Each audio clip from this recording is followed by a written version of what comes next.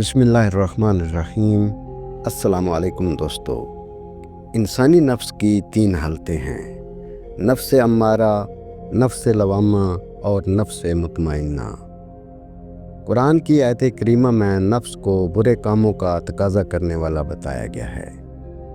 حدیث میں بھی مذکور ہے کہ جناب نبی کریم صلی اللہ علیہ وآلہ وسلم نے صحابہ کرام سے استفسار فرمایا کہ ایسے رفیق کے بارے میں تمہارا کیا خیال ہے کہ اگر تم اس کا اعزاز و اکرام کرو اور اسے کھلاؤ پلاؤ تو وہ تمہیں آزمائش اور مصیبتوں میں ڈالے، اور اگر تم اسے ذلیل رکھو اور اس کی اہانت کرو اور اسے بھوکا اور ننگا رکھو تو وہ تمہارے ساتھ خیر کا معاملہ کرے۔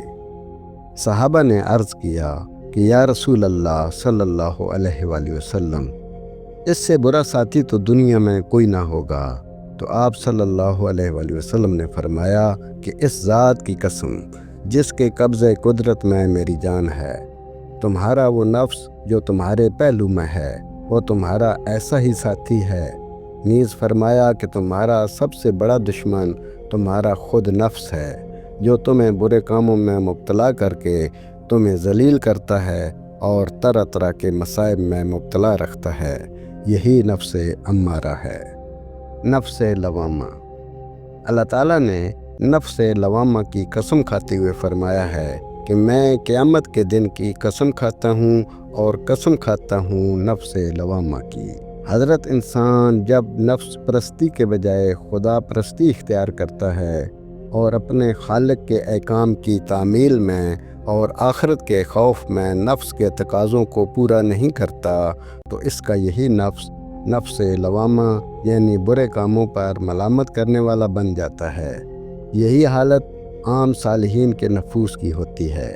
نفس مطمئنہ، قرآن حکیم میں سورہ فجر میں اللہ تعالیٰ نے نفس انسانی کو یوں مخاطب کرتے ہوئے فرمایا: اے نفس مطمئنہ، اپنے رب کی طرف رجوع کر لے۔